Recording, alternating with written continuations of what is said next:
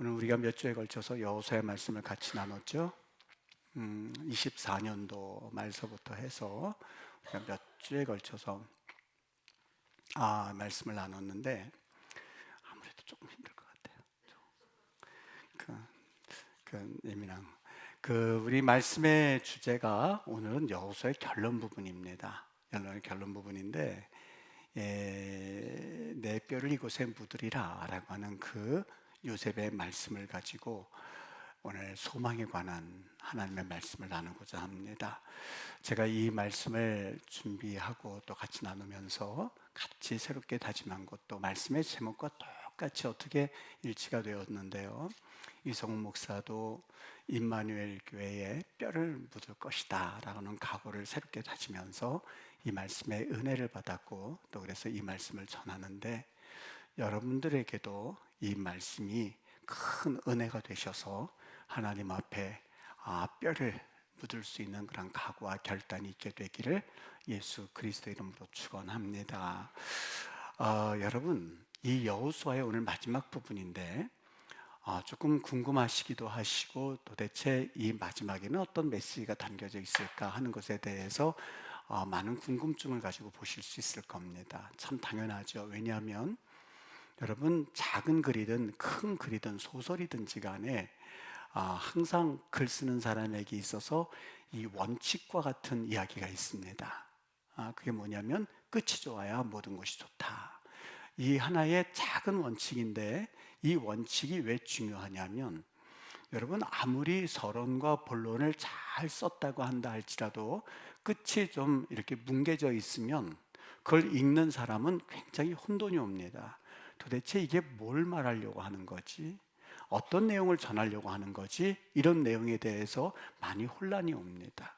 그런데 앞에 서론 부분과 중간 본론 부분은 조금 애매모호하다 한다 할지라도 그 결론 부분이 명확하게 쓰고자 하는 사람의 의도가 담겨져 있으면 얼마나 그 글을 읽고 마음이 상쾌한지 모릅니다. 물론 중간 부분도 명확하고 끝 부분도 좋습니다만 그 마무리가 얼마나 중요한가 하는 것은 글의 구조를 완성하는 데 있어서 아주 중요한 이 단계라고 할 수가 있겠죠.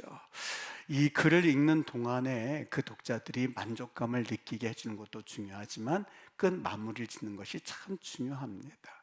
여러분, 여호수아를 우리 24년도부터 시작해서 지금까지 우리가 계속해서 살펴왔는데, 이 여호수아서의 결론은 뭐가 되어야 된다고 여러분 혹시 생각을 한번 해보신 적이 있습니까? 여호수아의 주인공은 누구죠? 여호수아의 주인공은 여호수아입니다. 그리고 내용은 뭐지요? 땅에 정복하는 그 과정과, 그렇죠? 여리고 전쟁을, 그리고 아이성 전쟁을, 그리고 수많은 전쟁들을 쭉 겨루면서 그 땅을 정복하는 이야기가 담겨져 있고, 그리고 또 한편으로는 땅을 분배하는 이야기가 담겨져 있고, 그리고 23장과 24장에서는 온 이방 민족 다 섞여져 있는 이스라엘 백성들을 모아놓고 당신들 잘 하나님을 섬겨야 됩니다 라는 권고의 이야기가 담겨져 있고, 24장에 이르러선 여호수아가 이제는 110세가 되어서 죽는 광경이 담겨져 있습니다. 여러분, 이야기가 서론서부터 시작해서 본론서부터 시작해서 결론까지가 완벽하지 않습니까? 결론 부분의 내용은 당연히 여호수아는 110세에 죽었습니다.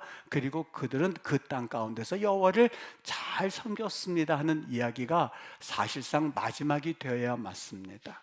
그래서 24장 29절과 30절과 31절의 내용은 지금 이야기한 대로 여호수아가 110세에 죽었습니다. 왜요? 그가 주인공이니까 그 이야기를 써야겠죠. 다른 사람을 쓰는 것이 아니라 여호수아가 110세에 죽었습니다.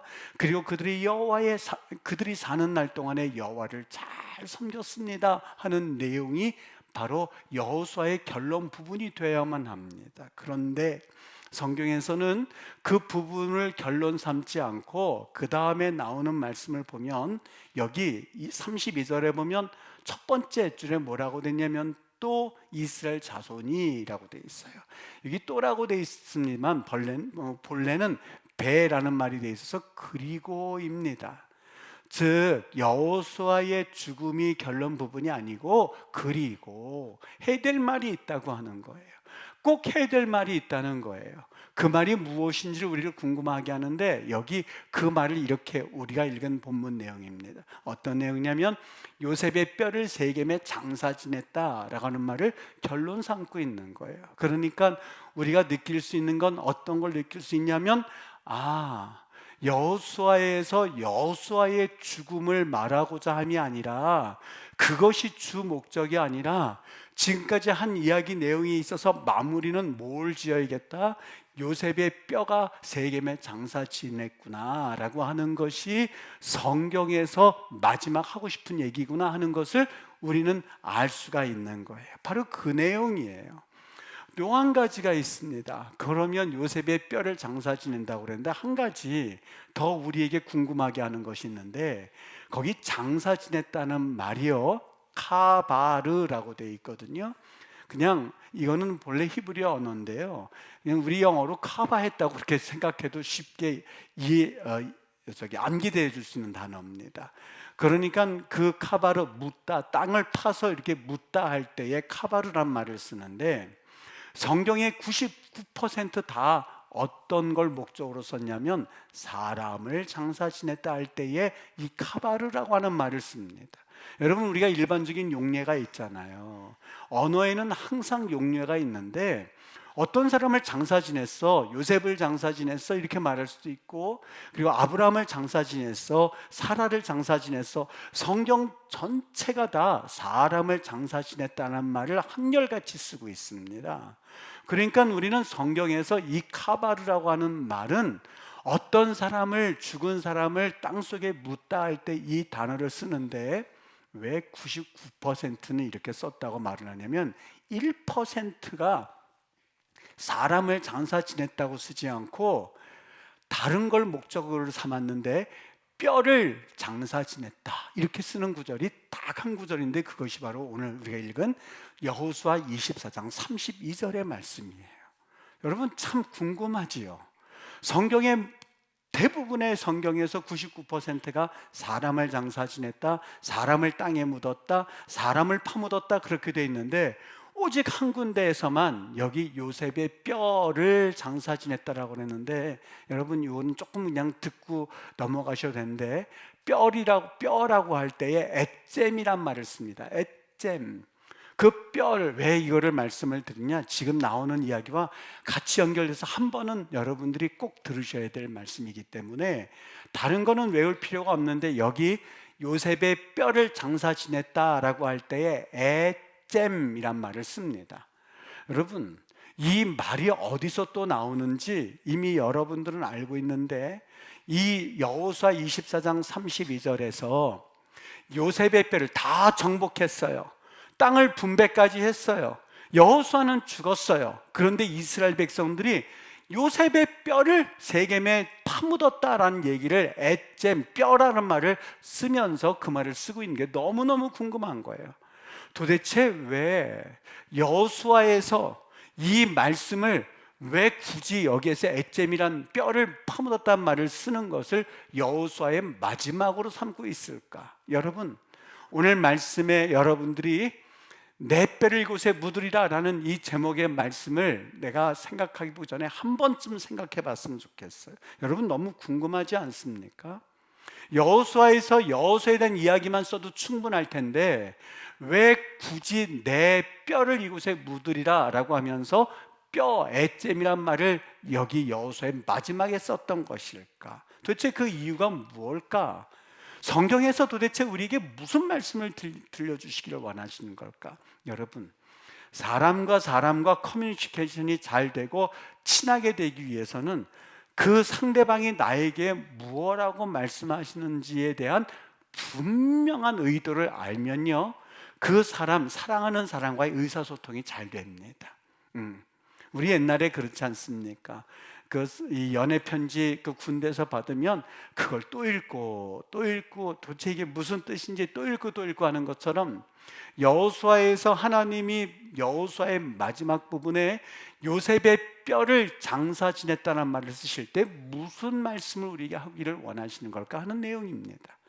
여기 요셉의 뼈 엣잼이라고 돼 있는데 그 엣잼이란 말이 여호수아 말고 한참 앞에서 한번 나옵니다. 어디에서 나오냐면 창세기 50장 25절에 보면 이 말씀이 나오는데 한번 여러분 저 이 화면 보시면서 같이 한번 보시죠. 다 같이 읽어볼게요. 시작. 요셉이 또 이스라엘 자손에게 맹세시켜 이르기를 하나님이 반드시 당신들을 돌보시리니 당신들은 여기서 내 해골을 메고 올라가겠다 하라 하였더라. 뼈란 말이 없죠. 이 말이 무슨 말이냐면 요셉이 이제 죽을 때가 됐어요. 그리고 이스라엘 자손들을 불러요. 그리고 뭐라 그러면 얘들아 내가 유언할게. 무슨 유언이요? 내 해골을 메고 올라가라. 어디로 올라가라는 소리예요? 어디로요? 지금 애굽인데 애굽에 있는데 어디로 올라가라는 거예요? 약속의 땅으로 올라가라. 내 해골을 메고 올라가라 돼 있으니까는 조금 이상하게 들리는데 이 해골이란 말이 원래 히브리어 말에 엣잼이라고 돼 있어요. 정확히 말하면 아츠모타이 복수형이에요. 엣잼이라고 돼 있는데 똑같은 말이에요. 여기에서 뼈들이란 말과 국어 성경에서는 해골이라고 돼 있는데 그 해골이 뼈들이란 말을 우리 국어에서 그렇게 번역을 해 놓은 거예요. 그러니까 여러분 요셉이 자신이 죽음에 이르기 전에 유언을 남기는데 너희들 형제들끼리 싸우지 말어. 야, 저 집은 네가 가지고 이 집은 네가 가지고 이거는 네가 가지고 이런 유언하지 않았어요. 얘들아 통장에 얼마가 있는데 그 통장 이렇게 꺼내 쓰거라 라고 예언하지 않았어요. 얘들아 내가 보험료가 얼마나 나올 텐데 그거는 이렇게 하라. 보험 어디 들었단다 그거 말하지 않았어요. 요셉이 유언을 남겼는데 얘들아 내가 한 가지 유언을 남길게. 엣잼, 내 엣잼들 뭐예요? 이 뼈들을 이제는 너희들이 나가게 될 거야. 요셉 지금 무슨 말씀하세요? 우린 지금 당신들 덕분에 고센 땅에서 잘 살고 있는데요. 그런데 요셉은 하나님께서 가르쳐 주셨는지 아니면 어떻게 알겠는지 아마 여러 가지를 생각했을 거예요. 내가 죽고 나면 얘네들은 노예가 될 텐데 이스라엘 백성들은 애굽의 노예가 될 텐데 알고 있었을지도 몰라요. 아마 몇몇은 알고 있었을지 몰라요. 요셉이 죽고 나면 자신들의 운명이 어떻게 된다는 것을. 그들은 그 애굽 땅에서 400년 동안 이제 포로 생활을 하면서 인생을 고달프게 살게 된다는 것을 아직은 몰랐어요. 이 말씀이 그들에게 있어서 어떤 역할을 하게 될지는 전혀 상상도 하지 못했어요. 결과는 어떻게 됐죠? 그들이 노예 생활을 애굽 땅에서 하게 되었던 거예요. 여러분, 내 뼈들을 가지고 올라가라 라고 했을 때 그 말은 유언처럼 들었지만 그들이 애굽 한가운데서 400년 동안 포로 생활을 하면서 무슨 생각을 가지고 그들이 이 유언의 말씀을 생각했을까요? 너무 뻔하지 않습니까? 아이고 힘들어. 내가 이 포로 생활을 언제까지 해야 돼? 너무너무 힘들어. 어떻게 해야 돼? 라고 할 때에 누군가는 이야기를 했을 거예요. 너희들 기억나?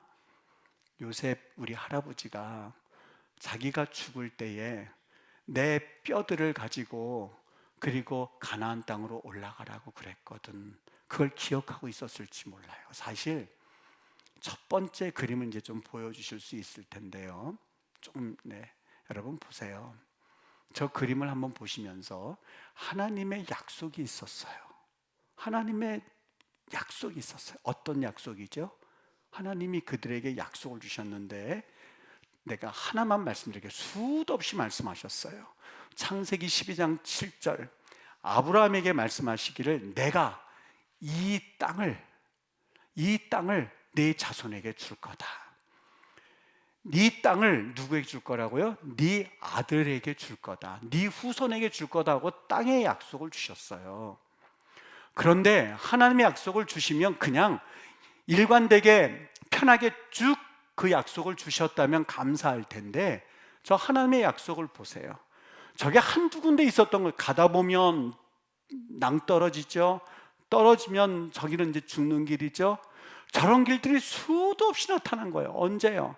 아브라함에게 하나님이 그 약속 주셨는데 어떻게 됐어요? 100세 때까지 안 주셨다니까는요. 100세 때까지 주시면서 그 약속이 어떻게 이루어지지? 라고 했었어요. 아니 지금은 이제 곧 시작될 건데 하나님이 약속의 땅을 주신다는데 자기들이 지금 와 있는 곳이 어디예요? 애굽이라니까는요. 이 약속이 믿겨지세요, 여러분?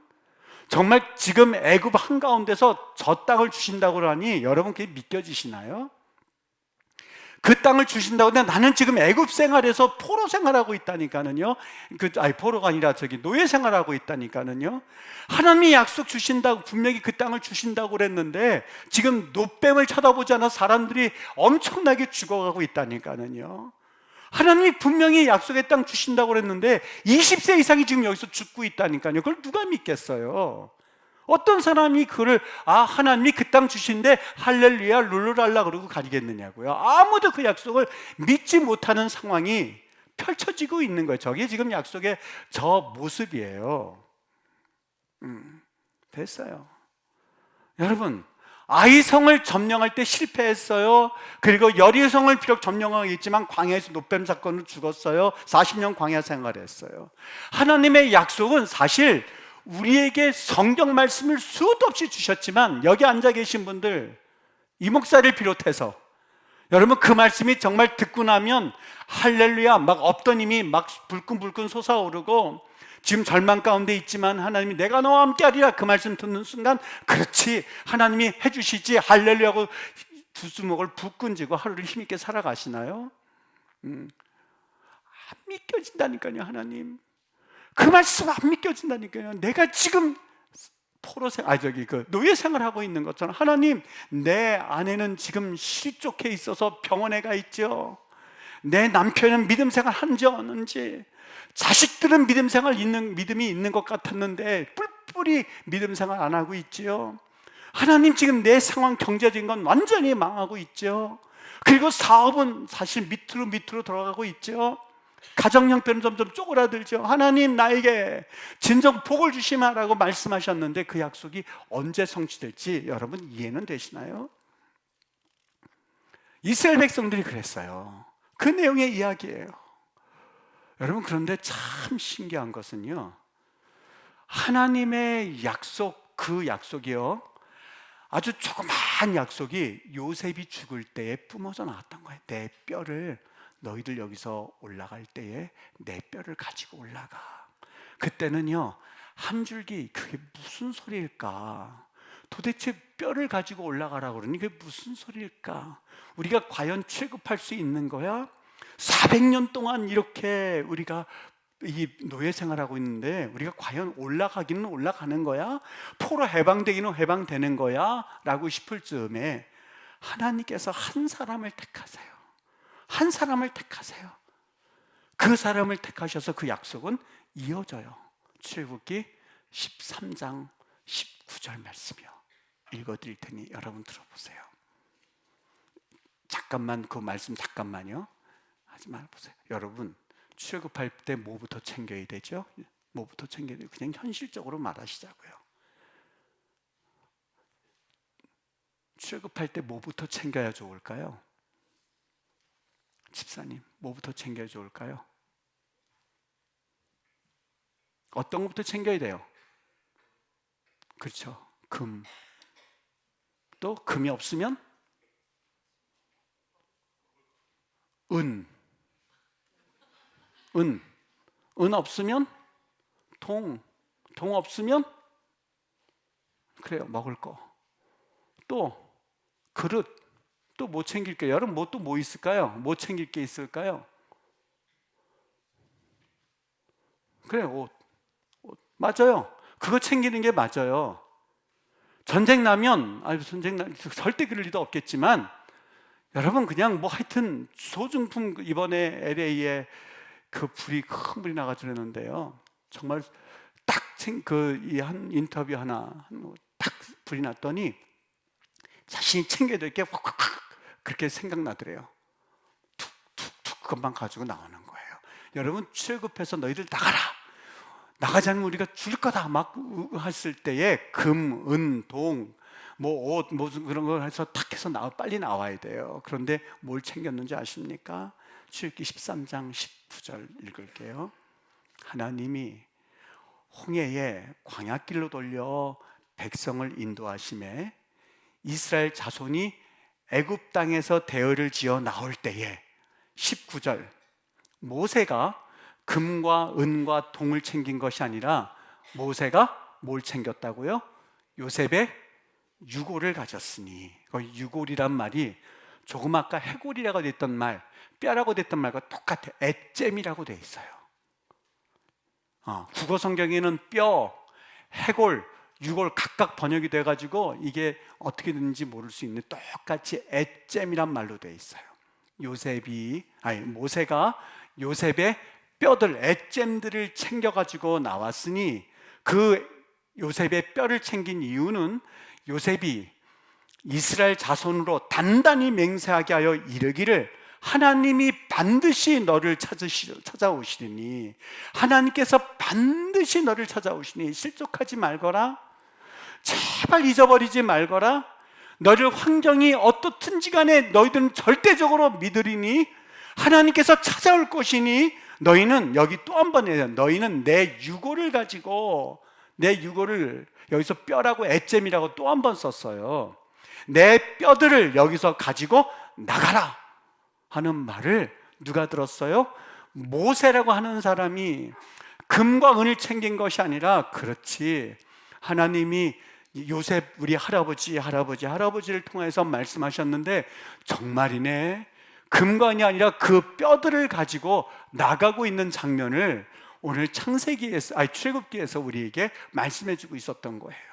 그리고 요셉의 유골을 가지고 나간 이유는 요셉이 이스라엘 민족으로 단단히 맹세해 이르기를, 아주 너희들 맹세라, 꼭 알겠지, 맹세해, 단단히 맹세해 이르기를 하나님이 반드시 널 찾아올 거야, 널 반드시 찾아올 거야 라는 이야기를 듣고 유골을 가지고 여기서 나가라 하는 말을 듣고 나가는 장면이 모세의 역사였었어요.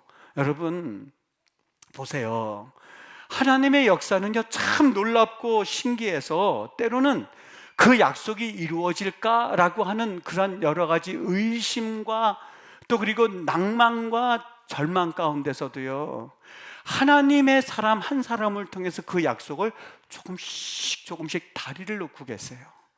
조금씩 다리를 놓고 계세요. 그리고 그 다리를 통해서 하나님의 일들을 이루어 가세요.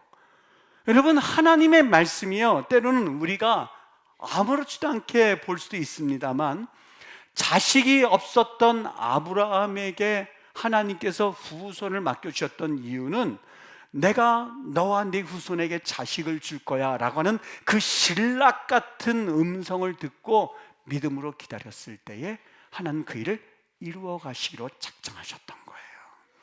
여러분, 이스라엘 백성들이 붙잡은 것이 뭔지 아십니까? 포로 생활 가운데서 오직 붙들었던 말씀, 예레미야 29장 11절 말씀, 너희에게 미래와 희망을 주려 함이니라 라는 말씀을 마음 가운데 붙잡았던 거예요. 여러분, 때로는 우리 삶 가운데서 아무것도 아닌 것 같지만, 여러분 다시 한번 하나님의 말씀이 여러분에게 떨어질 때에 세상의 금과 은과 동을 붙잡는 것이 아니라, 그렇지, 그 말씀을 붙잡으십시오. 하나님이 요셉의 죽어가는 땅, 여러분 유언할 때 무슨 너희들 내 뼈를 가지고 올라라 우렁차게 했겠습니까? 아마 상상키로는 힘없어, 죽을 것 같아, 내 뼈를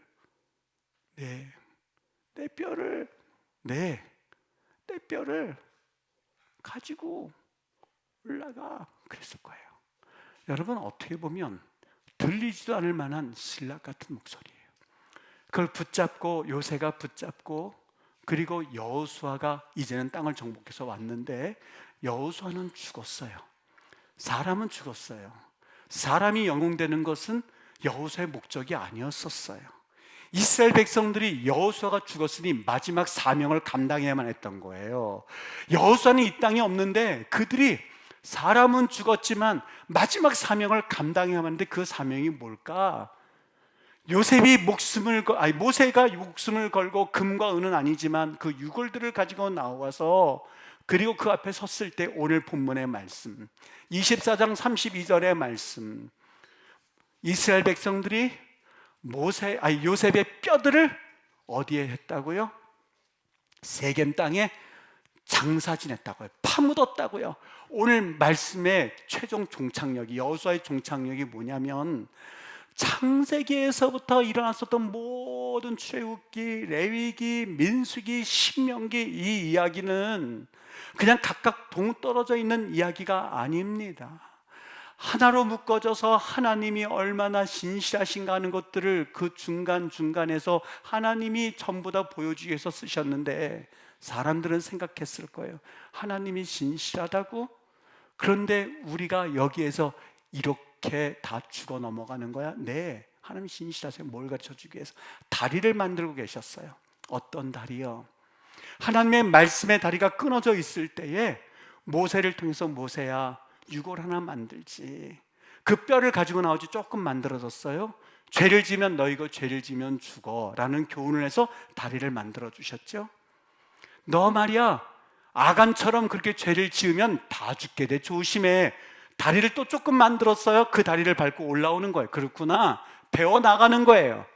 아간처럼 범죄하면 죽는구나 하는 걸 배워나가는 거예요. 그리고 여리고성 순종하면 이기는 거구나, 배우는 거예요. 신명기 28장 말씀, 너희들 하나님 말씀을 따라 순종하면 복이요, 하나님 말씀에 불순종하면 저주니라 라는 걸 통해서, 아 그렇구나, 하나님 말씀에 순종하면 축복이고 그리고 하나님 말씀에 불순종하면 저주구나 하는 다리가 또 조금 완성된 거예요. 이제 완성된 다리 하나 보여주실래요? 여러분, 저 하나님의 약속이 이제 완성이 됐는데 뭐로 완성됐는지 보이시나요? 하나님은 구원자 하나님이야. 하나님은 능력의 하나님이라니까. 그리고 저 다리의 최종적인 목적은 내가 너희들에게 보내겠다라고 약속했던 예수 그리스도를 분명히 보여주는 것이 오늘 성경에서 보여주고자 했었던 완성품이었었어요. 여러분 보세요. 물론 저 다리가 있기 전까지는 너무 무서웠죠. 그런데 하나님은 쉬지도 아니하시고 절대 우리를 지치게 만들지 아니하시고 조금씩 다리 하나 만들어 가세요. 완성된 다리를 보니까, 아, 하나님은 우리를 구원하기를 원하시는구나. 때로는 우리가 아간처럼 범죄해서 하나님의 징벌받으면, 아 그렇구나, 그 다리를 통해서 뭘 느껴요? 죄 지으면 안 되겠구나. 하나님 앞에 불순종하면 저주받는 광경을 통해서, 아유, 하나님 앞에 불순종하면 안 되는구나. 그거를 우리 삶에서 하나하나 다리를 만들어가는 과정이 여러분과 나의 삶인 거예요. 최종적으로 느낄 수 있는 게 있다면, 그래서 하나님은 어떻다고요? 하나님은 그래서 신실한 분이구나. 하나님은 너무너무 좋으신 분이구나. 우리를 절대 내버려 두시는 하나님이 아니구나. 우리를 그냥 남겨두시는 하나님이 아니구나. 하나님은 우리를 끝까지 포기하지 아니하시고 나를 이끌어 주셔서, 비록 땅 전쟁하면서 힘이 들고 분배하면서 너무너무 힘이 들었지만 이스라엘 백성들이 그 요셉의 뼈를 땅에 묻으면서 무슨 생각을 했겠습니까? 에휴, 내가 비록 사업에 실패해도 하나님께서는 나를 구원하신 하나님이었구나. 여러분, 그걸 언제까지 느낄 수 있어야 된다고요? 하나님 앞에서 우리 삶에서 지금 누려가고 느끼고 고백하고 있는 광경이 여러분과 나의 구도자의 삶이고 순례자의 삶인 거예요. 사랑하는 우리 임마누엘교회 성도님들, 때로는 삶이 얼마나 지치고 힘들고 어렵습니까? 지금 보십시오. 나라에 지금 걱정 안 하는 사람들이 누가 있겠습니까? 어느 편이든지 간에 나라를 걱정하고 그리고 너무너무 힘들어 있고 좌절되어 있어요. 그런데 여러분 아십니까? 기도하면서 하늘을 바라볼 때에 하나님께서 이 민족과 이 나라를 지키신다는 소망을 가지고 우리는 기도해야 돼요. 하나님을 끝까지 바라보셔야 돼요. 어떤 하나님이요? 다리를 완성해 가시는 그 구원의 하나님, 능력의 하나님, 전능의 하나님, 예수 그리스도를 보내신 하나님, 승리케 하신 하나님, 그리고 우리를 낭망시키지 아니하신 하나님, 좌절케 하지 아니하신 하나님. 때로는 여러분 실수 많이 하죠. 우리 인간들은 우리 이름은 뭐냐? 그러면 우리 이름은 이성훈이 아니고, 우리 이름은 누구누구가 아니고, 우리 이름은 여러분들 이름이 아니고, 우리의 이름은 따라하세요. 따라하세요. 우리의 이름은 실패, 좌절, 죄지음, 하나님과 멀어짐, 그게 여러분과 내 정체성이라니까는요. 조금 잘난 것 같음, 아니라니까요. 좀 뭔가 된 것 같음, 아니라니까요. 그거는 성경에서 말씀하는 내용이 아니에요. 우리의 이름 뭐라고요? 다시 따라하세요. 실패, 못남, 쇳덩어리. 이게 우리의 이름이라는 거예요. 근데 하나님은 그런 존재를 툭툭 털어서 다리를 만들어 가기를 원하시는 최종적인 다리의 이름 뭐예요? 예수 그리스도의 사랑. 그걸 알게 되는 거예요. 예수 그리스도의 능력. 실패했으나 우리를 저버리지 않으신 하나님, 그걸 그 다리를 만들어 가시는 거라니까요. 오늘 이 아침에 하나님이 여러분들을 터치하기를 원하세요. 터치하기를 원하세요. 받아들이세요. 하나님은 keep knocking 한다고 그랬죠. 계속해서 두드린다고요. 언제까지요? 아유, 그럴게요 하나님. 아유, 제가 잘못했습니다. 하나님 붙잡겠습니다 하는 그 마음 문을 열 때까지 계속 불쌍하지 않으세요? 동등됨을 취할 것을 여기지 않으시고 권리까지 포기하시고 이 땅에 내려오셔서는, 십자가에 못 박혀 돌아가셔서는 계속해서 그게 우리 인간이 뭐라고 그냥 문을 두들기면서 또 실패하면 또 받아주고, 아유 절망. 여러분 자식들 못났다고 갖다 버려요? 버리고 싶을 때는 있을지 몰라요. 그렇죠? 버리고 싶을지는 모르지만 마음은 그럴 수 있지만 정말 버리는 부모 있습니까? 아니요. 근데 하나님이 그러셨어요. 젖먹이도 자기 자식을 잊지 아니하거늘. 젖먹이 부모가 자기 젖먹이를 잊는 부모가 어디 있겠어요? 그들이 설령 잊어버린다 한다 할지라도 나는 너를 기억하리라. 자카르 그래요.